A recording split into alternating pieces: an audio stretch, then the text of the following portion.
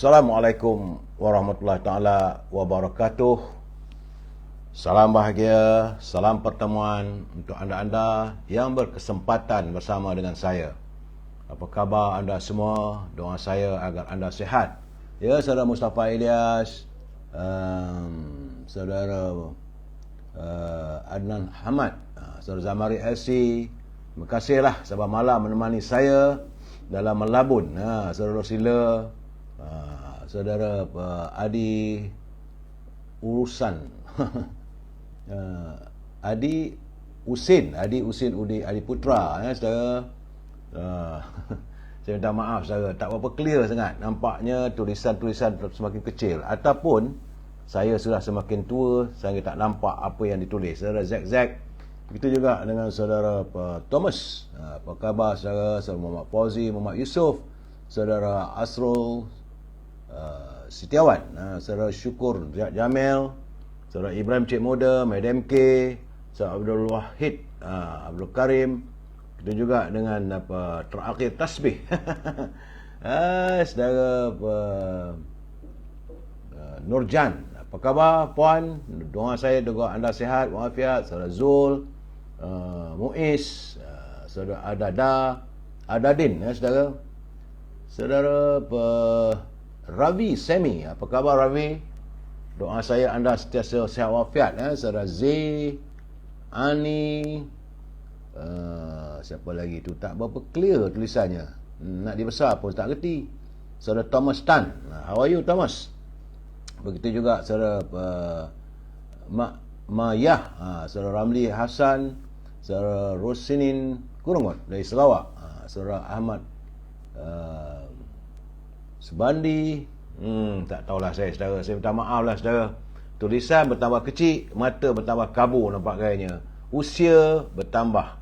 Itulah orang kata, dalam usia sebegini, umban dah berterabur, gigi pun dah berterabur, kulit semakin kendor, mata semakin rabun. Tapi masih lagi nak berbicara saudara. Saudara Awang Yusof, salam pencerahan, terima kasih.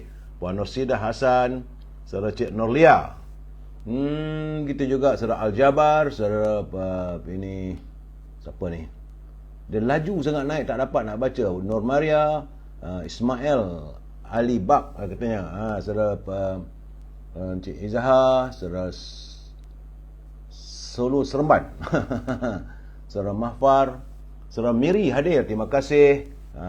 Dari Miri saudara Asmah, Puan Asmah, begitu juga Jom Jai, Yop, Pasir Salak, orang Pasir Salak, Yop, moga-moga mereka sihat walafiat lah Yop. Baiklah saudara, mungkin sedikit sangat yang dapat saya santuni malam ini, sebab saya ingat besok nak jumpa dengan doktor sekejap. Apa hal mata saya ni, nampak ia macam orang Perak kata berkelemio. Jadi berkelemio tu maksudnya satu nampak dua saudara. Baik saudara, seperti biasa pembuka bicara saya adalah pencerahan apa yang berlaku pada negara kita. Hari ini saudara adalah tanggal 10 Januari, hari Selasa saudara, dan merupakan hari yang ke-1028 COVID-19 melanda negara kita. Masih lagi ada sakit baki virus corona. Sudah pun menjengah hari yang ke-1028 saudara. Laporan saudara Jamil Idris bersama dengan Rio hari ini katanya nampak ada susut lagi. Alhamdulillah.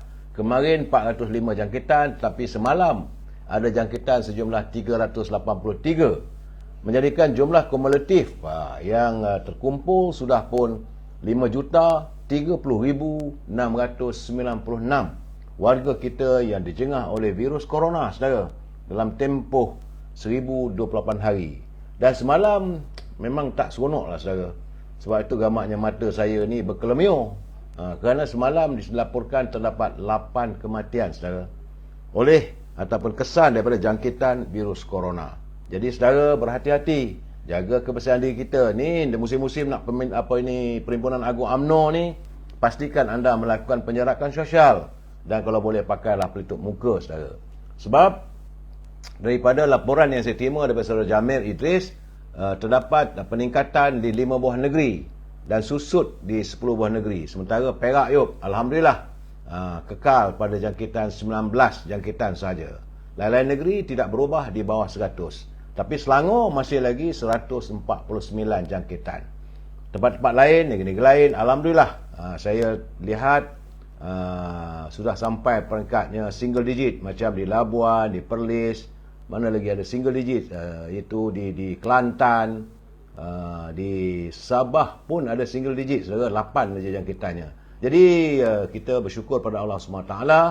Saya mengharapkan agar virus corona ini segeralah usai ataupun kita mampu untuk memutuskan jaringannya, saudara. Baik, saudara. Kita masuk segmen e-commerce. Saya minta keizinan daripada anda dalam 2-3 minit untuk mewawarkan produk teman-teman kita yang berniaga, saudara. Ini mencari rezeki yang halal. Jadi kalau anda mempunyai produk-produk untuk diwawarkan, hubungi Al-Azhar di talian 01133041 241 supaya saya boleh mewawarkan produk saudara. Al-Azhar masih berniaga setangi bakur dan minyak wangi daripada tanah Arab, saudara. Andainya anda tak dapat berhubung Al-Azhar, boleh hubungi Siti Farehah di talian 017-711-4300. Siti Farehah, anda jangan lupa, dendeng manis Siti Farehah. Sedap dimakan, harganya murah, boleh dimakan dengan pulut, dengan nasi, dengan porridge ataupun kanji, ataupun dengan roti pun. Rasanya lebih enak, lebih sedap daripada kita makan hotdog ataupun burger, saudara. Bagi teman-teman yang tinggal di Lembah Kelang, ini untuk Lembah Kelang saja, saudara. Di luar Lembah Kelang tak boleh lah. Buah-buahan, kalau anda mau memesan buah-buahan yang segar bugar dan harganya di bawah harga pasar. Kalau pasar harga RM1, dia di bawah daripada harga RM1. Contoh, saya katakan, dan buah-buahan tersebut boleh terus dihantar ke rumah anda. Pesanlah buah-buahan tersebut daripada saudara Syauqi di talian 012-357-5703, saudara. Akhirnya, saudara, jangan lupa makanan kegemaran saya, popiah sira Lady Maria. Sedap dimakan, mengasyikkan, harga murah. Rasanya pedas, rangup, manis dan amat enak, saudara. Hubungi saudara Nizam di talian 009-435-1203. Itu, saudara, seketika e-commerce. Baik, saudara. Hari ini naluri kehidupan kita, saya menerima satu kiriman yang agak menarik untuk dibaca. Ini tidak adalah mengatakan sabda junjungan dan sebagainya, saudara. Tetapi ini adalah kisah yang dituliskan yang membuatkan saya ada sedikit kesedaran dan merasakan diri ini terlalu kecil di sisi Allah SWT. Kenapa? Dalam catatan tersebut ia menceritakan bagaimana seorang lelaki berusia 78 tahun. Ini berlaku di Riyadh, saudara, di Saudi Arabia. Usia dia 78 tahun, tiba-tiba dia jatuh pengsan kerana sesak napas dan semput. Jadi apabila dia dibawa masuk ke hospital, maka doktor segera memulihkannya dengan memasukkan sebanyak mungkin oksigen sebagai bantuan untuk menyokongnya selama dalam tempoh 24 jam. Selepas daripada kajian itu, tiba-tiba dia sedar, dia sihat semula. Maka doktor pun bertemu dengan dia, macam mana dah sihat? Dia kata sihat. Dan doktor pun menyerahkan padanya bil rawatan, iaitu sejumlah 600 rial Saudi. Apabila dia menatap saja bil tersebut, dia pun menangis teresak-esak. Doktor pun heran. Doktor kata, tak mengapa pakcik, jangan risau. Seandainya pakcik tak punya wang, kita boleh berunding. Wang 600 rial ini kecil sangat, dia kata. Lelaki tersebut mengatakan, sebenarnya aku bukan menangis kerana tidak mampu untuk membayar bil ini. Aku mampu untuk menjelaskannya lebih daripada itu. Habis kenapa pakcik menangis? Saya menangis kerana bukan amount dalam bil ini, tetapi hanya dalam tempoh 24 jam. Tuan merawat saya, memasukkan oksigen ke dalam badan saya kena bayar 600 rial. Sedangkan usia saya sudah pun 78 tahun. Sedang saya menyedut udara segar yang dikurniakan oleh Allah SWT 78 tahun ini. Bagaimanalah seandainya Allah meminta atau menghantar bil kepada saya, apakah mampu saya membayarnya? Bila dia mendengar kata-kata orang tua sebut, doktor sebut pun menangis. Barulah datang keinsafan pada dirinya. Dan doktor itu menundukkan kepalanya, menangis teresak-esak bersama pesakit sebut. Ya saudara, timbul persoalan di hati kecil saya dan saya ingin bertanya pada anda. Sudah berapa tahunkah usia kita hari ini, saudara? Jadi pernahkah kita terfikir betapa besarnya nikmat, iaitu pernafasan oksigen yang kita perolehi daripada Allah SWT tanpa kita membayar walaupun satu sen? Berapakah jumlah bayaran yang perlu kita bayar seandainya Allah menghantar bil untuk kita bagi setiap oksigen yang kita hirup, saudara? Ini yang perlu kita fikirkan. Dan berapa ramai manusia yang terlepas pandang akan nikmat Allah yang besar. Saat hilangnya nikmat itu, barulah mungkin kita terasa nilai dan harganya yang tidak terhingga, saudara. Sebab itulah, saudara, jalanilah kehidupan kita dengan penuh rasa kesyukuran dan sentiasa berterima kasih kepada Allah SWT yang tidak pernah melupakan kita walaupun sedetiknya. Sebab itu, saudara, kadang-kadang bila kita membaca Al-Quran, jangan lupa hayatilah secebis ayat dalam surah Ar-Rahman. Fabi'ayyi ala'i rabbikuma tukazziban. 30 kali Allah bertanya pada kita, nikmat Tuhan kamu yang manakah yang kamu nak nafikan? Jadi, saudara, saya mengajak saudara untuk berfikir seketika bagaimana kita memperoleh nikmat daripada Allah SWT. Kadang-kadang kita seolah menafikan. Kita kadang-kadang angkuh, kita sombong. Kerana kita mempunyai kekayaan, kita memiliki apa yang kita hajati, kita berlaku sombong pada sama manusia. Sedangkan itulah yang dibenci oleh Allah SWT. Saya mengharapkan agar bila saya dah membaca tatapan ini, ada sedikit kesedaran pada saudara. Saya pun usia semakin bertambah. Bagaimana dengan anda? Ingatlah, saudara, fabi'ayyi ala'i rabbikuma tukazziban. Nikmat Tuhan kamu yang manakah yang kamu nak nafikan? Saya bila membaca ayat itu kadang menitik air mata saya, timbul keinsafan pada saya. Kadang-kadang kita ni berlaku tidak adil pada Allah SWT, pada diri kita, saudara. Sedangkan kita ialah hamba yang terlalu kerdil di sisi Allah. Ingat, saudara, ya? Terima kasih, saudara. Saya bukan ustaz, saya katakan lagi. Tapi bila saya mendapat kiriman sebegitu, saya kata wajar saya bacakan untuk perkongsian kita bersama. Dan kita santun pula mutiara kata kiriman sahabat saya Tan Sri Osu Sukam. Apa katanya? Menurut Tan Sri Osu Sukam, barang siapa yang meninggalkan kemaksiatan dalam jiwanya sangat menginginkannya, ketahuilah Allah akan menggantikannya dengan keluasan dan kelapangan barakah dalam rezekinya, serta kesihatan badan bersama pahala yang berganda Allah berikan. Ingat, saya bagi siapa saja yang meninggalkan kemaksiatan sedangkan dirinya mahu melakukan, ingatlah setiap kali kita menafikan atau menjauhi kemaksiatan itu, Allah menyediakan pada kita rezeki yang lapang, kesihatan tubuh badan yang baik, dan paling penting, saudara, di sana nanti kita disediakan satu tempat. Mudahan saudara juga ada di sana, kita boleh berkumpul di sana dengan penuh kebahagiaan. Ingat, saudara, kita harus saling ingat mengingati antara satu sama lain. Tak lebih daripada itu, saudara.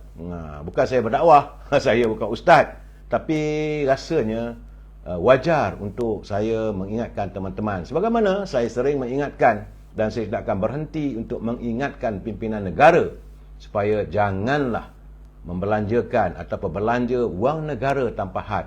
Kerana kita bimbang kalau wang negara dibelanjakan tanpa had, negara boleh jadi muflis. Itu saja peringatan saya, saudara. Mungkin saudara bosan mendengarnya, saban malam saya bercakap. Bagi saya, kita harus menitipkannya. Belakang parang tu pun kalau kita asah hari-hari, akhirnya tajam juga, saudara. Besi ataupun batu yang keras itu, kalau dititik oleh hujan ataupun air saban waktu, pasti akan tembuk juga akhirnya, saudara. Baik, saudara, seperti biasa saya harus mengingatkan, hari ini hari yang ke-37. Hari yang ke-37 dalam countdown kita, di mana wujudnya kerajaan perpaduan yang diasaskan oleh Datuk Seri Anwar Ibrahim bersama dengan Datuk Seri Najib, Datuk Zahid Hamidi, bersama juga dengan Datuk Yusof dan teman-teman yang lain dalam sebuah kerajaan atas nama kerajaan perpaduan. Matlamatnya tidak lain dan tak bukan hanyalah untuk menangani derita rakyat, saya. Bicara kita malam ini mencari keadilan. Apa yang saya maksudkan, sabar dulu, saudara. Keadilan itu bukan hanya boleh dituturkan, ia mesti juga diperlihatkan. Ia bukan hanya diperkatakan, saudara.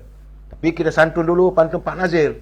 Kata Pak Nazir, cari pelita tepi peti, terburu-buru, terbertuh cawan, menghayun nista, melukai hati, sifatnya seteru terhadap lawan. Pak Nazir dia kata terbetuh, itu bahasa orang utara saya, terbetuh itu terlanggar. Dia kata kalau kita menghayun nista ataupun melontarkan nista caci hamun, dan ini melukakan hati kita sama manusia. Jadi itulah sifatnya seteru terhadap setiap lawan. Jangan kita bersikap begitu, saudara. Tambah Pak Nazir lagi, tubuhnya sasa walaupun berusia, apabila berjalan segak kelihatan. Kebenaran sentiasa disantun manusia, sementara kebatilan umpanan syaitan. Saudara, kebenaran sentiasa disantuni oleh manusia, sementara kebatilan itu adalah umpanan syaitan. Terima kasih Pak Nazir yang jauh daripada saya di sini, kita di Kuala Lumpur, Pak Nazir di Perlis, dan menghantarkan kiriman pantun saban hari pada saya. Teruskanlah berkarya Pak Nazir untuk perkongsian kita bersama. Matlamat tak lain tak bukan, saudara, hanyalah sekadar ingat mengingati, dan kita sama-sama tegur menegur, saudara. Dan saya harus memberi peringatan kepada siapa yang menyunting semula live saya ini dan dimasukkan dalam mana-mana channel yang terdapat, maka anda harus bertanggungjawab. Saya tak bertanggungjawab sama sekali. Hari ini saya nampak ada 5 culipan yang dimasukkan dalam pelbagai channel. Saya khawatir kadang-kadang dia lari daripada maksudnya. Sebab itu saya katakan anda harus bertanggungjawab, dan saya tidak bertanggungjawab sama sekali. Begitu juga dengan tulisan-tulisan yang anda hantar, saudara, saya juga tidak bertanggungjawab kerana saya tak mampu untuk memantau setiap tulisan maupun suntingan yang anda lakukan. Ingat, saudara, ini pencerahan politik sekadar untuk memberi informasi, tidak lebih daripada itu, saudara. Kalaupun ada saya punya ulasan ataupun pandangan, kita mesti berpegang pada prinsip, kita mesti bersetuju untuk tidak bersetuju. Kalau itu prinsipnya, tak adalah mengganggu fikiran kita, tak adalah mengganggu tidur kita, saudara. Jadi kalau saudara rasa tak setuju, abaikan. Kalau ada setuju, alhamdulillah. Kalaupun anda mahu bertanya dan sebagainya, hantar tulisan pada saya, tak ada masalah. Asalkan gunakanlah bahasa-bahasa yang harmonis, kerana kita adalah warga cinta damai. Kita adalah warga yang tahu berbudi bahasa. Sebab itu saya tak mengizinkan dalam halaman buku muka saya ini, saudara, saya tak mengizinkan anda berbincang ataupun bertutur ataupun berbahas sesama rakan-rakan dalam kumpulan kita ini dengan menggunakan bahasa-bahasa yang vulgar ataupun bahasa-bahasa yang celupar. Usahalah gunakan bahasa-bahasa yang baik, santuni setiap warga kita. Ingat, saudara, kita adalah warga cinta damai. Saat ini saya tak dapat laporan. Kalau teman-teman bagi laporan, tak tahulah kedudukan macam mana pertandingan bola. Saya tahu mungkin banyak teman-teman kita yang sedang asyik menonton pertandingan bola antara Malaysia dengan Thailand kabarnya. Tapi saya tidak dapat melihat, kerana pertama sekali saya pun tidaklah begitu pedor, kata orang Perak, dengan bola sepak ni tak ada. Tapi kalau badminton tu mungkinlah saya akan luangkan sedikit waktu. Minat saya bola tampar ataupun sepak takraw, ya saudara. Dan juga ini orang kata mainan orang kaya. Tidak, saudara, sekadar mengeluarkan peluh, main golf, dapat berjalan. Itu saja, saudara. Bola-bola sepak ni kurang sikit. Tapi bagaimanapun setakat ini Thailand 1, Malaysia 0. Astagfirullahalazim. Berdoalah kita agar martabat bola sepak negara kita ini dapat dipertingkatkan, ya saudara. Abhan, terima kasih. Aduh, hai, Ali Zain dia kata 2-0 dah Malaysia kena. Saya bukan tertawakan tentang kita kena, saudara, tapi laporan yang saya dapat. Terima kasih saudara Anasi, saudara Al-Jufri, saudara Mak Nazri, saudara Azli. Begitu juga dengan sahabat-sahabat kita yang lain, Marhan Halimah, siapa lagi? Saya tak nampak, kecil sangat tulisannya, bertambah-tambah kecil lagi. Saudara Muhammad Nazri, 2-0. 2 Thailand 0 kita kena. Main di mana, saudara? Tak tahu sama ada main di Thailand ke, main di Kuala Lumpur ke. Saya pun tak tahu, saudara. Saya tidaklah mengikuti perkembangan, tapi saya tahu teman-teman juga mahu mengikuti perkembangan terkini. Jadi yang perlu saya sampaikan, saudara. Setakat ini katanya 2-0. Terima kasih saudara Khairul Azman Muhammad. Dia kata kalau masuk live saya ini, dia kata jagalah adab dan jagalah budi bahasa. Terima kasih mengingatkan teman-teman. Inilah harapan saya, saudara. Baik, saudara. Hari ini cuaca nampak gayanya ada hujan sedikit. Awal pagi tadi lebat, seriau juga saya tadi, saudara. Sebab tu saya bertandang ke rumah Agam UMNO pagi tadi. Nak tengok perkembangan di sana. Dan hujan lebat. Tapi Alhamdulillah sekitar jam 11.30, pukul 12 berhenti. Orang kata seriat lah Yop dan keadaannya ya. Dan Alhamdulillah sampai ke petang tak ada hujan. Dan nampak gayanya belum ada laporan-laporan berhubung berlakunya banjir dan sebagainya. Tidak ada pula ni banjir kilat. Cuma menyangkut soal COVID-19, saya mendapat laporan katanya bahawa Kementerian Kesihatan telah pun mengesahkan bahawa setakat ini sejumlah 4,069 orang pengembara dari negara China telah pun masuk, tiba masuk di pintu masuk antarabangsa Malaysia sejak Republik itu membuka sempadan Ahad lalu. Jadi dah ada 4,069 pelancong atau pengembara yang datang ke negara kita ini daripada negara China. Memang pun kita menghampiri sambutan Tahun Baru China. Malaysia adalah destinasi yang paling digemari oleh mereka.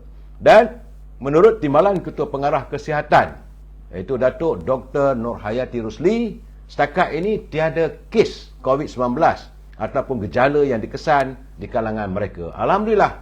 Cuma kita harapkan diperketatkan, dipastikan supaya penularan wabak ini tidak berlaku di negara kita. Katanya Kementerian Kesihatan Malaysia akan terus memantau perkara itu, termasuklah melakukan persempelan air kumbahan bagi pesawat yang tiba dari negara China. Syabas Kementerian Kesihatan. Ini yang kita harapkan. Kerana saringan dan pemantauan itu akan sentiasa ditingkatkan bagi mengesan kehadiran varian baru. Beliau turut menasihatkan rakyat Malaysia yang ingin keluar negara supaya melengkapkan vaksinasi selain mengambil dos penggalak 1 dan 2. Jadi kalau teman-teman yang mungkin orang lain datang ke negara kita pula nak bercuti ke negara orang, pastikan kita mengambil dos penggalak. Ini paling penting saudara, kita jaga kesihatan kita dan keluarga kita saudara. Oleh itu SOP bagi pelancong Cina, alat terpakai dan kawalan ketat akan dilakukan di setiap pintu masuk ke negara kita ini. Syabas. Cuma saya dapat juga kiriman yang agak menggerunkan dan juga boleh membuatkan kita berfikir. Saat ini rupanya di negara Arab, terutamanya di Arab Saudi, termasuklah bumi Mekah. Saya dipahamkan bahawa padang pasir di Arab Saudi termasuk Mekah sudah bertukar hijau. Kalau dulu kering kontang. Apakah ini alamat yang ingin dinyatakan oleh Allah SWT? Wallahu a'lam bissawab. Mungkin ia dianggap jarang berlaku kerana beberapa kawasan padang pasir di Arab Saudi dahulunya tandus, kini bertukar hijau selepas mengalami cuaca hujan lebat berterusan pada bulan lalu. Saudara, merujuk media rasmi Tanah Suci Mekah, Haramain Syarifain, landscape dan kawasan lembah di kawasan terlibat bertukar menjadi hijau setelah ia menerima hujan berterusan sebanyak 2 hingga 3 kali sehari. Bagaimanapun difahamkan ia dijangka akan kembali seperti biasa, iaitu kering balik selepas musim hujan reda. Dalam laporan yang sama, Kementerian Pendidikan Arab Saudi juga terpaksa menangguhkan beberapa pengajian pendidikan institusi ekoran situasi tidak dijangka. Itu banjir dilihat berlaku di beberapa kawasan bandar. Nampak gayanya kalau di bumi Arab pun dah banjir, itu berhati-hatilah kita saudara. Saya seingat saya tahun lepas saya telah pun mengingatkan bahawa usai selepas berlakunya gempa bumi di Aceh dulu, saya ingat dalam 4-5 tahun dulu, maka pola dunia, cuaca dunia mula berubah. Di mana bumi Arab seolah-olah menerima cuaca daripada tanah Eropah yang sejuk dan sebagainya, dan kita pula menerima cuaca macam daripada Kuwait dan sebagainya, negara kita. Sebab itu kadang-kadang kita menghadapi cuaca panas yang agak melampau. Itu jadi sebab itu saya selalu ingatkan, di saat kita menghadapi musim panas, pastikan di rumah kita ada air dan kita sentiasa mengambil air. Ini sebab itu saya melihat laporan daripada tanah Arab itu bila dikatakan bahawa bumi tanah Arab termasuk di Mekah sudah mula hijau, ada rumput-rumput dan sebagainya. Banyaklah orang bercakap macam-macam cerita. Saya rasa ini berlaku perubahan iklim. Sebab itu menurut laman portal Weather of Arabia, beberapa imej terbaru daripada satelit Terra American Space Agency turut memaparkan kawasan hijau meliputi wilayah Madinah dan Mekah. Saudara, berhati-hatilah saudara, dunia semakin tua. Saya sering kali mengingatkan teman-teman, jangan kita terus berlagak di bumi ini saudara. Baik saudara, apa yang berlaku di negara luar, cuaca, COVID-19 dan sebagainya. Sekarang ini kita membicarakan soal hari ini, hari yang ke-37 wujudnya kerajaan perpaduan yang menangani derita rakyat. Ingat itu saudara, kita harus membuat countdown, kita harus memerhatikan sejauh mana keberkesanan pimpinan kerajaan hari ini yang dipimpin oleh Datuk Seri Anwar Ibrahim bersama dengan Presiden UMNO Datuk Zahid Hamidi sebagai timbalan presiden, bersama dengan Datuk Fazilah Yusof dari Sarawak saudara sebagai timbalan Perdana Menteri dan anggota jemaah kabinetnya. Matlab mereka satu saja, iaitu mahu menangani derita rakyat. Sebab itu hari ini saya agak terkesan dan seronok mendengar kenyataan Presiden parti saya, Datuk Seri Zahid Hamidi. Dia mengatakan bahawa kerajaan akan meneruskan dasar kawalan harga, sama ada subsidi ayam, telur dan sebagainya. Dasar-dasar kawalan harga ini akan terus dikekalkan. Demikian perakuan Datuk Seri Zahid Hamidi dalam satu temu bual di Kaca TV semalam saudara. Katanya perkara itu telah pun diteliti menerusi kertas cadangan pelan tindakan bagi menjamin kestabilan. Malahan sebentar tadi pun juga ini Menteri Perdagangan Dalam Negeri dan kos sara hidup, iaitu Datuk Seri Saifuddin, juga menekankan bahawa masalah ayam, masalah telur ayam, masalah minyak masak dan sebagainya akan dipertingkatkan kawalannya oleh pihak-pihak kerajaan, termasuk untuk menyiasat kalau ada kegiatan anti sorok. Katanya ia melibatkan lebih kurang 814,718 permis telah pun disiasat untuk melihat kalau ada penyamaran dan sebagainya. Jadi OP bersepadu bersama agensi penguatkuasa seperti polis, tentera, maritim, Jabatan Pengangkutan JPJ telah pun melakukan sejumlah 225 sekatan jalan raya dan 357 operasi bersepadu. Itu menurut Timbalan Perdana Menteri yang Muhammad Zahid Hamidi. Dan Fama juga mempertingkatkan pengeluarannya sebab kita khawatir kita akan menghadapi masalah food security ataupun kemungkinan kita akan terjebak dalam krisis makanan. Hari ini dunia memang menyedari bahawa kita dah memasuki tahun 2023. Ini tahun cabaran saudara. Saya ingin mengingatkan anda, tahun ini kita harus berhati-hati. Soal ekonomi pun kita harus berhati-hati. Makanan pun janganlah kita membazir yang bukan-bukan. Simpanlah makanan, stok makanan kalau ada saudara. Kerana kita tak tahu apa akan berlaku. Kerana selain ayam dan troll katanya, NACO turut membentangkan pelan tindakan bagi kata pelaksanaan harga dua peringkat. Itu two tier pricing, termasuk minyak sawit dan sebagainya. Kita akan mengalami masalah food security kerana kebanyakan makanan tu kita import dari negara luar saudara. Jadi dalam keadaan begini, saya bersyukur pada Allah SWT, kebejatan atau persoalan ini telah pun ditangani dan disedari oleh pimpinan negara.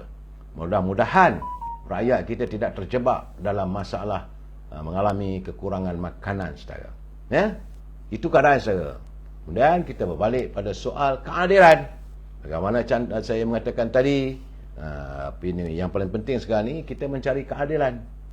Saya agak terkesan bila saya menatap tulisan saudaraku Zairi Ku Kamal dari MyTV Online. Malam tadi saya baca dan banyak lagi tulisan yang lain. Saya agak terkesan bila saya melihat saudara, kerana MyTV Online mempersoalkan bagaimana bekas Gubernur Bank Negara Tan Sri Zeti Akhtar Aziz nampaknya masih lagi berada dalam keadaan bercuti. Itu yang dia kata sambil dengan suasana sinisnya, dia kata cuti bersalin ke? Kalau cuti bersalin 1 hari, takkah Zeti mengandung? Tak nampak mengandung pun. Dah habis pun, tamat 365 hari tahun 2022, masih lagi keadaannya. Kita dah masuk tahun 2023, tapi Tan Sri Zeti masih lagi menikmati cuti. Itu dia kata, apakah ini cuti bersalin? Kerana belum sekali pun beliau menghadirkan diri sebagai saksi utama kes perbicaraan 1MDB. Persoalan demi persoalan bermain di minda rakyat. mengapa beliau begitu kebal dari semua tindakan undang-undang yang sedia ada. Walaupun bekas Peguam Negara Tommy Thomas sendiri pernah mengakui penglibatannya dalam skandal YNDB, beliau masih lagi bebas dari dan bergembira tanpa perlu ke mahkamah. Tahun lalu Zeti sepatutnya menghadiri sesi mahkamah, namun beliau diberikan cuti sakit, kononnya kerana muntah dan sakit kepala. Bagaimanapun selepas itu nampak pula gambarnya dia menghadiri majlis dengan sukaria dan sebagainya.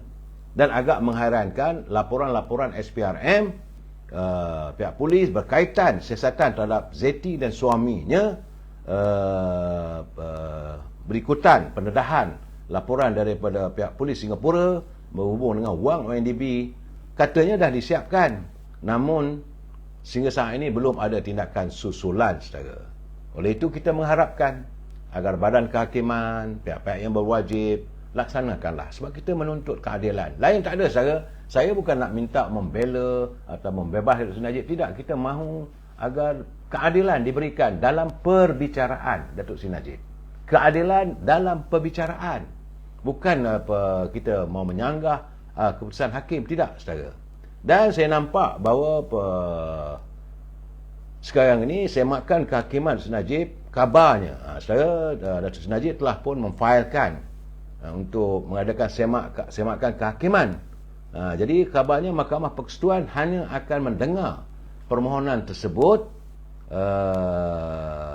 dalam kes rasuah asasi internasional pada 19 Januari. Pada asalnya katanya 3 hari, tapi tiba-tiba 2 hari yang lagi yang ditetapkan sebelum ini telah dibatalkan. Katanya sehari saja. Ini menimbulkan persoalan, saya. Kerana menurut laporan Malaysia Kini, Timbalan Pendakwa Raya Muhammad Ashraf Adrin Kamarul telah pun mengesahkan bahawa Mahkamah Persekutuan telah meminda jadual pendengaran semakan itu. Jadi menurut salinan email yang dihantar pihak mahkamah kepada pasukan peguam dan pendakwaan, penjadualan semula dibuat kerana seorang ahli panel Mahkamah Persekutuan perlu mendengar satu kes lain yang bertembung dengan 2 tarikh itu. Jadi menurut peguam Datuk Seri Najib, itu Tuan Muhammad Farhan Muhammad Syafi, beliau menjelaskan isunya bukanlah pindaan jadual tetapi pembatalan 2 tarikh pendengaran tersebut, yang setakat ini belum diganti dengan tarikh baru. Saudara, ini keadaannya. Kerana menurut salinan notis usul semakan itu, Datuk Seri Najib juga memohon semakan terhadap keputusan Mahkamah Persekutuan untuk menolak tiga permohonan interlokurinya. Saudara, pertama tentang permohonan agar hakim perbicaraan itu Muhammad Nazlan Ghazali tidak mendengar kes SRC International dan oleh itu membatalkan keseluruhan perbicaraan. Yang kedua, permohonan untuk menangguhkan pendengaran Mahkamah Persekutuan bagi membolehkan pasukan peguamnya membuat persediaan, dan permohonan ketiga, dan oleh itu agar Tengku Maimun tidak mendengar permohonan tersebut. Ini perbicaraan itu masih berjalan dan menimbulkan pelbagai tanda tanya. Bila dia kata 3 hari, tiba-tiba dah 2 hari tak ada, tinggal sehari saja lagi, dan tidak pula diganti dan sebagainya. Inilah saya katakan, sekiranya kita mencari keadilan. Cuma yang agak menghairankan, tiba-tiba dalam saat kelam kelibutnya orang memperkatakan badan kehakiman dan sebagainya, tiba-tiba kita mendengar satu kenyataan yang didedahkan oleh Ketua Hakim Negara, iaitu Yang Arif Tengku Maimun Tengku Mat, kerana beliau mengatakan bahawa pihaknya tidak kerana pihaknya akan menentang percubaan pihak tertentu untuk menakut-nakutkan badan kehakiman dalam kes politik yang dibicarakan tahun lalu. Jadi dalam ucapan tahunan sebagai pembukaan tahun 2023 di Pusat Konvensyen Antarabangsa Putrajaya, Tengku Maimun menggesa para hakim untuk terus membuat keputusan tanpa rasa takut atau pilih kasih. Bagaimanapun Tengku Maimun tidak mendedahkan siapa yang dimaksudkannya itu. Kerana tahun lalu cubaan untuk menakut-nakutkan atau sebaliknya memberi tekanan yang tidak sewajar terhadap hakim yang mengetahui kes kepentingan awam semakin ketara, katanya. Percubaan ini adalah penghinaan langsung terhadap badan kehakiman. Jadi kita pun tak senang juga bila Ketua Hakim Negara menyuarakan soal itu. Apakah ada? Benar ke? Takkanlah Ketua Hakim membohongi, dan kita pun nak tahu siapa pula yang mengugut dan menakut-nakutkan badan kehakiman. Sebab itu menurut Speaker Dewan Undangan Negeri Johor, Datuk Muhammad Fuad Zakasi, dia ingin bertanya kepada ketua hakim, siapa sebenarnya melakukan dakwaan tersebut. Perlulah dijelaskan kalau ada. Tak boleh hanya melontarkan kenyataan dan senyap begitu. Ini bukan soalnya untuk mencari escape clause ataupun mencari mengalihkan pandangan. Tetapi dalam keadaan begini, apabila ia disebut ataupun dinyatakan oleh seorang ketua hakim, ini harus dipandang serius. Sebab itu apa yang dikatakan oleh Datuk Muhammad Fuad Zakasi, maka Tengku Maimun harus menjelaskan. Kalau dia dah kata ada ugutan, adanya percubaan untuk menakut-nakutkan hakim, kena jelas, tak boleh cakap ataupun melepaskan kenyataan yang begitu saja tanpa pembuktian. Mahkamah perlu ada bukti dan sebagainya. Ini yang menimbulkan persoalan katanya. Jadi beliau sepatutnya tak lupa apa yang Tun Mahathir lakukan kepada badan kehakiman. Apakah beliau maksudkan Tun Mahathir dan sebagainya. Ini masalah persoalan ini akan menimbulkan kepelbagaian persoalan demi persoalan di kalangan warga. Bila Tengku Maimun dah melontarkan kata-kata begitu dan disambut oleh Dr. Fuad Zakasi, ingin bertanya siapa, dan beliau harus berterus terang. Jadi begitu juga kabarnya hari ini pengurusi Presiden Makar Sakti, iaitu Datuk Seri Tani Tiran, beliau besok akan membuat laporan polis sekitar jam 10.30 pagi di Balai Polis Dang Wangi. Kerana beliau memandang serius, sebab itu membuat laporan polis supaya pihak berkuasa dapat menyiasat kenyataan yang dilontarkan oleh Ketua Hakim Negara, saudara. Itu kita dah selesaikan, dah bercakap soal kehakiman. Sekarang ni masuk segmen apa yang berlaku di Sabah. Walaupun sekarang ni kita melihat saudara, kehadiran Yang Berhormat Perdana Menteri Datuk Seri Anwar Ibrahim bersama-sama dengan Datuk Seri Anwar bersama dengan Datuk Seri Zahid, dan adakan pertemuan dengan Datuk Boh Mokhtar selaku Ketua Perhubungan UMNO Sabah bersama dengan Ketua Menteri Datuk Ajiji. Nampak macam selesai. Tetapi dari segi kita dengar, kita dapatan saya bahawa besok katanya akan ada upacara mangkat sumpah. Bila adanya upacara mangkat sumpah sebut, nampaknya seolah ada dendam. Kerana jawatan sebagai timbalan Ketua Menteri telah pun ditarik daripada Boh Mokhtar, tapi diberikan pada orang lain. Jadi keadaan begini yang kita merasakan, apakah Datuk Ajiji masih lagi mau mengundang masalah, sedangkan dah ada pertemuan, dah bersetuju. Secara Datuk Boh Mokhtar pun dah buat kenyataan pun bahawa menurut Datuk Boh Mokhtar dalam kenyataannya, pertemuan antara Perdana Menteri Datuk Seri Anwar Ibrahim, Ketua Menteri Sabah Datuk Seri Ajiji, Presiden UMNO Datuk Seri Ahmad Zahid Hamidi, dan saya selaku pengurusi UMNO Sabah, nampaknya berhasrat untuk meredakan politik Sabah. Jadi hasil pertemuan tersebut, selaku pengurusi Barisan Nasional, beliau menyokong penuh cadangan Yang Amat Perdana Menteri untuk mewujudkan kerajaan perpaduan yang membabitkan semua parti politik di negeri tersebut. Katanya beliau yakin kerajaan perpaduan ini mampu meredakan kembali suhu politik dan seterusnya menstabilkan semula politik negeri Sabah. Beliau berharap agar Ketua Menteri Sabah Datuk Seri Hajiji Nur dapat menerima saranan Perdana Menteri dengan hati terbuka demi menjamin kepentingan dan kesejahteraan rakyat Sabah. Itu katanya dalam kenyataan hari ini. Lepas itu Boh Mokhtar turut berkata majoriti ahli Dewan Undangan Negeri itu adun daripada UMNO tidak dapat hadir dalam sidang khas Dewan Undangan Negeri Sabah hari ini kerana kebanyakan mereka perlu menghadiri Perhimpunan Agung UMNO di Kuala Lumpur. Namun beliau bersama-sama dengan adun UMNO Sabah turut menyokong penuh rang undang-undang bekalan gas 2023 yang akan dibentangkan dalam sidang khas yang terbabit. Jadi artinya bagi Boh Mokhtar, dia kata tak ada masalah menerima cadangan walaupun tidak dijelaskan di butirannya, tetapi keputusannya dalam pertemuan tersebut dah setuju. Cuma apabila saya melihat bahawa besok katanya ada majlis akad sumpah kabinet baru di Sabah, saya melihat bahawa cuma jawatan menteri saja, jawatan timbalan menteri tidak diadakan, tapi pada jam 10 pagi akan diadakan di Dewan Kunjungan Istana Seri Kinabalu. Itu dijadual berlangsung jam 10 pagi.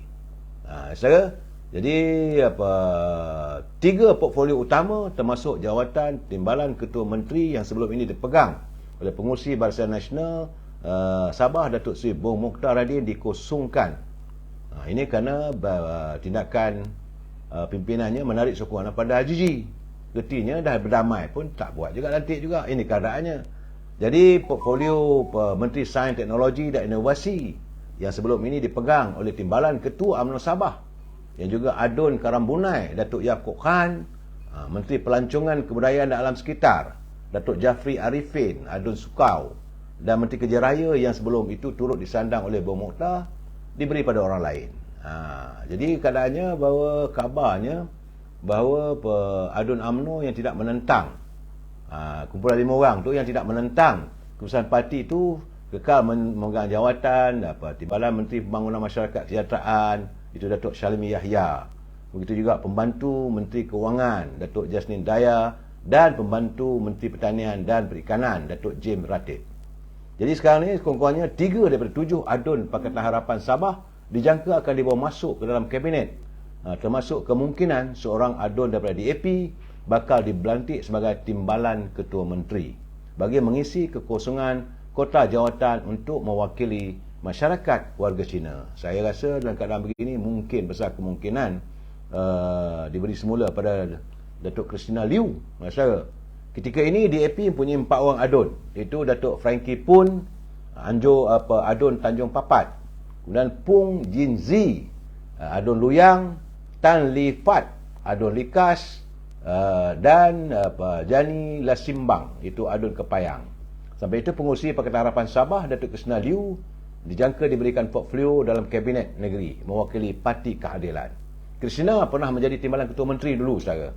Jadi setakat ini hanya Pertubuhan Kinabalu Progresif saja ataupun UKO tidak akan berada dalam kabinet kerana pengurusinya Datuk Iwan Benedict, itu adun kedamaian, tidak akan dilantik kerana beliau telah pun berada dalam selaku Menteri Pembangunan Usahawan dan Koperasi dalam kerajaan di Kuala Lumpur, saudara. Itu je, saudara. Jadi sebab itu saya mengatakan krisis politik di Sabah reda selepas kunjungan yang membawa Perdana Menteri, kunjungan yang membawa timbalan Perdana Menteri, reda, tapi masih lagi bila kita melihat seolah-olah Datuk Ajiji ni macam berdendam. Ini masalah saya nampak, saudara. Tapi terpulanglah bagaimana mereka menyantuni persoalan tersebut. Kita tak boleh dah buat andaian, tapi Sabah ni sepatutnya mesti berpaksi pada kejujuran. Sebab itu katanya dalam keadaan begini, ini perlulah ditangani. Kita mengharapkan agar Datuk Ajiji berlapang dada, menyalurkan sikap sesama kita untuk saling bermaaf-maafan, meredakan, dan cabaran di hadapan untuk memajukan Sabah semakin luas. Jadi bila dalam keadaan begitu, hanya kestabilan politik saja yang boleh memastikan Sabah terus membangun dan maju ke hadapan. Saya terus terang saya katakan, saudara, apabila kita melihat antara Sabah dengan Sarawak, saya lebih menghormati kepimpinan politik di Sarawak, bahawa mereka padu dan tidak mewujudkan suasana yang tidak stabil. Cuma pernah berlaku dulu sekitar tahun 70-an. Waktu itu perbalahan antara Tun Rahmat Yaakob dengan Tan Sri Taib Mahmud. Tapi selepas itu tak ada dah. Dan hari ini Sarawak menjadi satu ketumbukan pimpinan politik yang solid, yang mereka satu. Tidak lagi, walaupun ada perbezaan pendapat, tapi disantuni melalui mesyuarat dalaman. Berbeza dengan Sabah. Sabah masih lagi nampak gayanya membahang. Dalam keadaan begini, sesuatu harus dilakukan, dan saya katakan kejujuran itulah yang paling penting untuk menangani politik di Sabah. Saya itu pandangan saya, saudara. Siap saya ni mana tadi? Saudara Rose Bob dia kata baik RUS bubarkan aja. Tak tahulah saya macam mana nak bubar dan sebagainya, sebab di Sabah sekarang JRS masih belum dapat diketahui kedudukannya. Baik, saudara, ini satu hal lagi. Apabila saya menatap laporan MyTV online, banyaklah saya tengok portal-portal yang pagi ini tersiar. Ini berikutan dengan tindakan Suruhanjaya Pencegah Rasuah yang melakukan siasatan terhadap seorang pegawai ketua eksekutif yang dilihat mempunyai kaitan, hubung kait kekeluargaan dengan mantan Perdana Menteri Tan Sri Muhyiddin Yassin. Kena MyTV Online dia memetik kiriman video Raja Petra Kamarudin yang mengatakan bahawa ada kalangan ahli keluarga Presiden Parti Peribumi Bersatu Malaysia iaitu Tan Sri Muhyiddin Yassin yang akan dikenakan tindakan berkaitan kesalahan rasuah dan salah guna kuasa melibatkan jumlah yang agak besar. Kita dengar, saya ingat semua orang boleh tengok dalam YouTube tu bagaimana Raja Petra mendedahkan.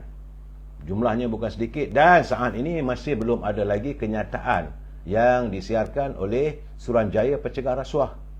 Apakah orang yang ditahan untuk siasatan itu telah selesai siasatannya? Kalau belum selesai, maka besar kemungkinan saya ingat besok atau lusa mungkin Suruhanjaya Pencegah Rasuah akan memohon lanjutan tahanan reman untuk meneruskan siasatan. Cuma saya mengharapkan agar jangan kita membuat pelbagai andaian. Keadaan ini tak baik, saudara, tak elok. Sebab saya tengok kadang nak mula mengatakan bahawa Tan Sri Muhyiddin takkan balik dari London, bila masih berada di London takut nak balik. Saya kata itu bukanlah satu komen, bukanlah satu pandangan yang sesuai dalam saat-saat hari ini. Kita jangan menuduh, saudara. Saya walaupun bertentangan beliau sebagai Presiden PBM, kita tahu Parti Peribumi Bersatu itu memang menentang, mau membunuh Parti UMNO ini. Saya sentiasa berlapang dada dalam satu undang-undang. Biarlah Suruhanjaya Pencegah Rasuah melakukan tugas mereka tanpa kita menokok tambah cerita. Sebab saya bimbang semua-semua ini boleh mengganggu urusan siasatan. Kita mahu sebagaimana yang dilontarkan dan dinyatakan secara tegas oleh Yang Amat Berhormat Perdana Menteri, beliau mahu setiap urusan yang berhubung kait dengan soal rasuah ini mesti disiasat sehingga ke akar umbi. Jangan ada satu pun yang terlepas. Kita hanya beranggapan. Jadi ini kalau kita buat macam-macam tuduhan yang melulu, persepsi yang bukan-bukan, ini boleh mengganggu urusan mereka. Biarkanlah Suruhanjaya Pencegah Rasuah melaksanakan tugas yang diamanah kepada mereka. Sebab saya tengok macam-macam, malah pegawai SPRM pula ada yang dituduh itu dan ini. Saya tidak mau mengulas. Saya tahu, saudara, banyak cerita. Tapi bagi saya rasa tidak adil untuk kita melontarkan pandangan kita berhubung dengan siasatan. Kita tahu bahawa isu 600 bilion itu banyak persoalannya. Dan kita mengharapkan agar Suruhanjaya Pencegah Rasuah melakukan tugas dan tanggungjawab mereka seadil mungkin, seikhlas mungkin, sejujur-jujurnya demi untuk memastikan usaha membersihkan negara kita ini daripada elemen korupsi, elemen kronisma, elemen nepotisme ini dapat dilaksanakan setuntas mungkin. Sebab itu saya haraplah teman-teman, kalau nak hantar kiriman pada saya dan bertanya itu dan ini, kenapa saya tak mau mengulas? Sebab saya berpandangan tak seharusnya kita campur tangan dalam urusan siasatan. Siapalah kita? Saya bukan ada latar belakang sebagai penyiasat peribadi. Kita dapat macam-macam maklumat. Malahan sebelum ada tangkapan itu, saya pun dah mengatakan bakal ada tangkapan. Jadi saya berhenti dulu. Kita tunggulah. Banyak lagi cerita-cerita di sebalik tabir kisah ini, yang kalau nak disensasikan, memang boleh disensasikan. Tapi untuk apa? Apa keperluannya? Apa keberuntungan dalam sistem hukum? Apa keberuntungan pada rakyat? Saat ini rakyat, maka saya katakan, kerajaan mahu menangani derita rakyat. Ini lebih utama lagi, saudara. Saya mengharapkan kita melontarkan pandangan, dan saya amat mengharapkan Kementerian Komunikasi, Kementerian Perdagangan Dalam Negeri, Kementerian Pertanian, Kementerian Kewangan melihat isu bagaimana soal pengularan wang daripada kumpulan wang simpanan pekerja, bagaimana keadaannya, bagaimana pemberian bantuan kerajaan itu, apakah tuntas, bila sebenarnya tarikhnya. Ini lebih penting, saudara. Saya merasakan rakyat amat mengharapkan. Dalam keadaan-keadaan hari ini, bantuan itu perlu disegerakan. Kerana suasana masih lagi belum reda.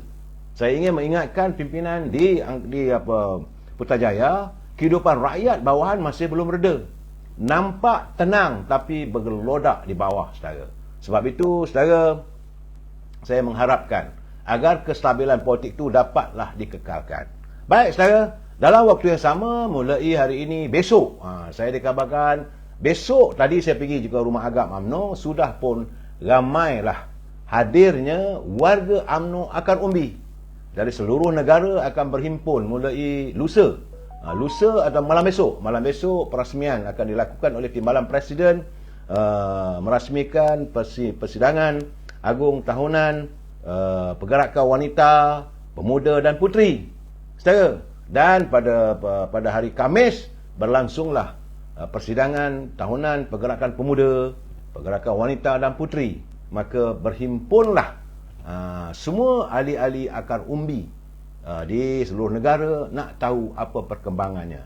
Malahan saya dapatan saya memang ahli-ahli akar umbi sedang ternanti-nanti untuk mengadakan pertemuan begini. Dan sebab kita dalam keadaan orang yang kalah, kita nak tahu juga apa penjelasannya. Cuma saya nak bagi tahu pada teman-teman, kalau melayari media ataupun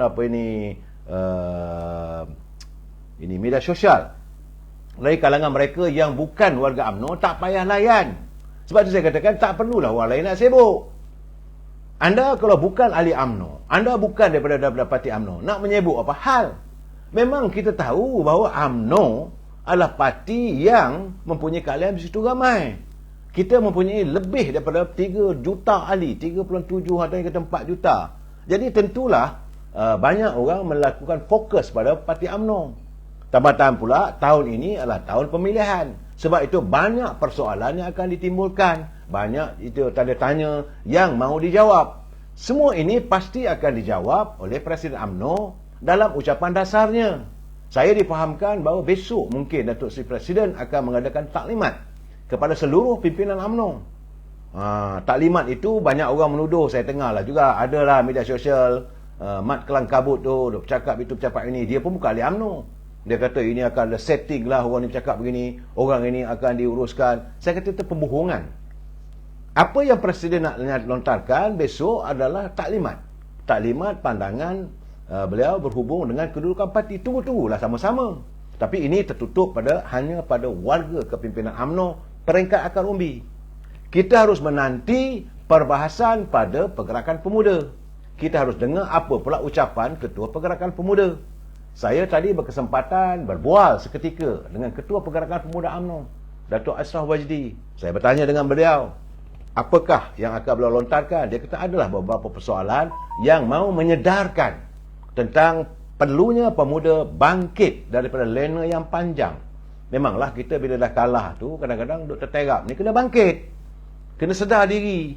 Saya selalu mengingatkan, sedar diri, kita dah terterap ni. Jadi pemuda besar kemungkinan Datuk Ashraf Wajdi akan mengutarakan beberapa petunjuk, pandangan untuk membawa. Sebab pemuda ini penting saya.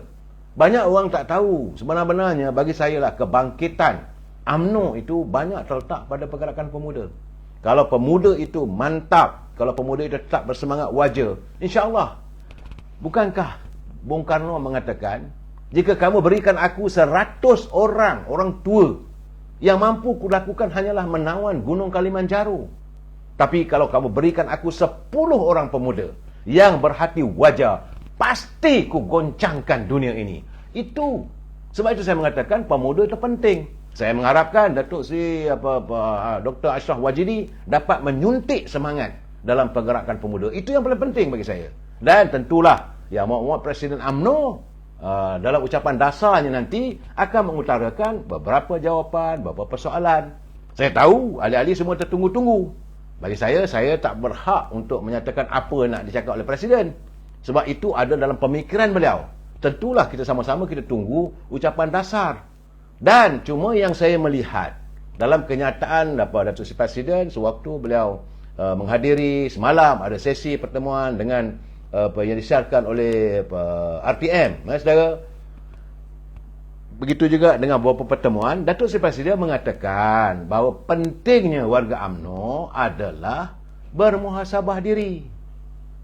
Cukup-cukuplah menunding jari kepada seseorang. Ini tidak, warga UMNO ni masih lagi nak tunding jari, orang tu salah, orang ni salah. Sebab itu saya kadang-kadang nak tanya juga Presiden UMNO ni, sikapnya memang berlapang dada, berapa ekar dada dia. Itulah. Saudara. Dan itulah sikapnya sebagai seorang presiden yang melihat kepentingan parti mengatasi kepentingan peribadi. Saya amat mengharapkan bahawa ungkapan ataupun ucapan dasar yang akan dilontarkan oleh Datuk Seri Presiden nanti dapat menyentuh segala-galanya.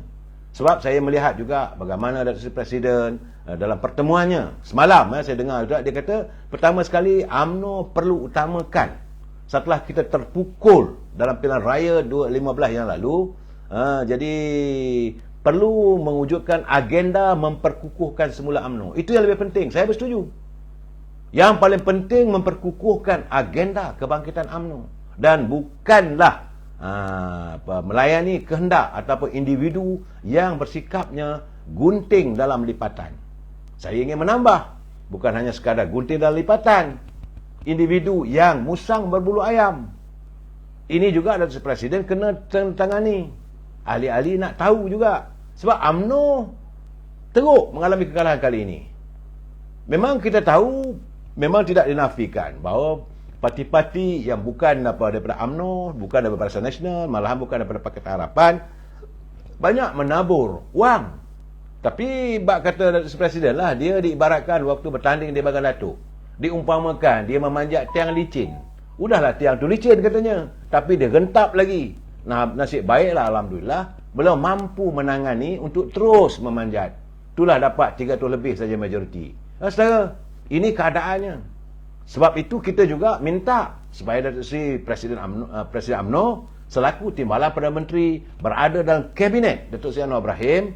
Siasatan perlu dilakukan sepenuhnya, kerana kita melihat kadang-kadang macam tak logik. Parti-parti tertentu mempunyai kewangan yang begitu besar. Jadi perlu disiasat. Sebab cukup-cukuplah, kita tak mahu lagi isu politik wang. Dan kalau ini saya mendengar, saya dapatan saya saudara, bahawa beberapa petition telah pun dilakukan oleh kawasan-kawasan parlimen yang telah pun selesai ini keputusan pilihan raya mereka, telah pun digazetkan oleh Suruhanjaya Pilihan Raya. Saya dikabarkan ada lebih kurang 30. Terdapat sekitar 30 petition yang menanti untuk mendengar keputusan daripada Suruhanjaya Pilihan Raya. Kerana berlakunya ketempangan, berlakunya kesumbangan, sumbang. Bagaimana politik wang, bagaimana ahli-ahli mereka berkempen, bagaimana calon-calon menggunakan politik wang yang begitu jelas.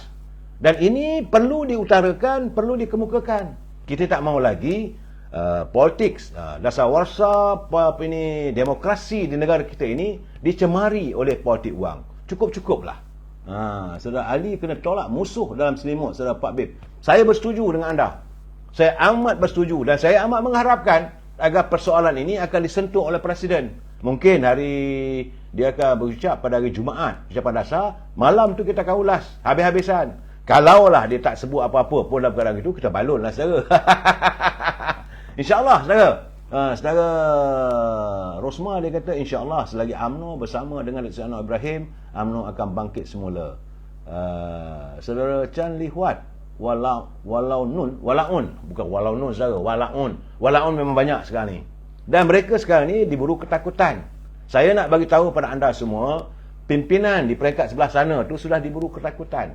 Kesan daripada salah seorang keluarga, salah seorang yang ada hubungan rapat dengan presiden parti politik itu yang sedang dalam siasatan. Banyak orang tanya dengan saya, kenapa tak sebut nama? Saya kata tak boleh. Sehinggalah mereka dibawa ke muka pengadilan, sehingga dia dihadapkan oleh mahkamah, baru boleh sebut. Kalau tidak, saudara, ini sebenarnya banyak orang tak tahu. Sebab saya dalam bidang kewartawanan, saya sentiasa memegang amanah ini. Pihak polis tak suka nama-nama orang yang suspek. Kita boleh cakap orang yang dituduh, disyaki. Tak boleh kita menuduh orang dah bersalah. No one is guilty unless proven by the court. Itu prinsip yang kita pegang, saudara.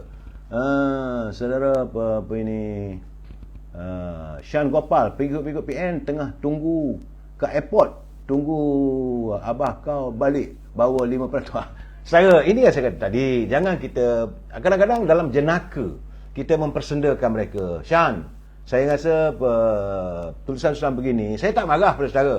hak masing-masing. Tetapi saya katakan, kalau boleh janganlah kita terus 5%, 3%, tunggu orang tidak ada keberuntungan pun. Memang pun kadang-kadang nak jadi sekadar bahan jenaka. Tapi ingat saudara, bahan jenaka itu boleh membawa akibat kepada kita. Saudara bus beginners dia kata tak confirm lah, tapi boleh agak kalau billionaire. Yang billionaire memang ramai saudara, memang banyak. Tetapi kita nak tunggu apa sentuhan, apa kenyataan yang akan dilontarkan oleh Datuk Seri Presiden UMNO. Saya masih lagi menuntut Presiden UMNO untuk menyatakan sesuatu. Apa yang akan dilontarkan, wallahualam bisawab, yang ada dalam fikiran beliau. Tetapi saya yakin, hari ini, besok, lusa, lebih daripada 5,000, mungkin 10,000 orang. Saya dikabarkan, warga akar umbi UMNO kali ini, dia akan datang lebih ramai daripada Perhimpunan Agung yang lepas. Sebab mereka nak tahu apa sebenarnya cerita dari mulut Presiden UMNO yang dituturkan tanpa selindung-selindung. Dan kita mengharapkan agar Datuk Seri Presiden UMNO bercerita berterus terang. Inilah masanya, inilah medannya untuk beliau bercerita kepada ahli-ahli akar umbi, ini keadaan sebenar. Soal nak ambil tindakan tak sebagainya, itu terpulanglah pada perwakilan. Terpulanglah apa yang akan dituturkan dalam menghadapi PAU. Malahan tahun ini musim pemilihan. Saya tahu juga saudara, apik-apik Lempang juga. Tadi pun saya nampak dah mula berkeliaran. Apik-apik Lempang, puak-puak, broker-broker politik juga sudah pun saya nampak ada di bangunan UMNO. Cuma mereka tak dapat jumpa lagi lah perwakilan dan sebagainya, kerana hari ini ada beberapa pertemuan diadakan. Saya yakin besok lusa akan ada pertemuan. Dan saya mengharapkan dalam musim-musim begini juga, Suruhanjaya Pencegahan Rasuah tolong-tolonglah hadir sama. Sebab kita tak mahu kesucian UMNO ini dicemari oleh broker-broker politik.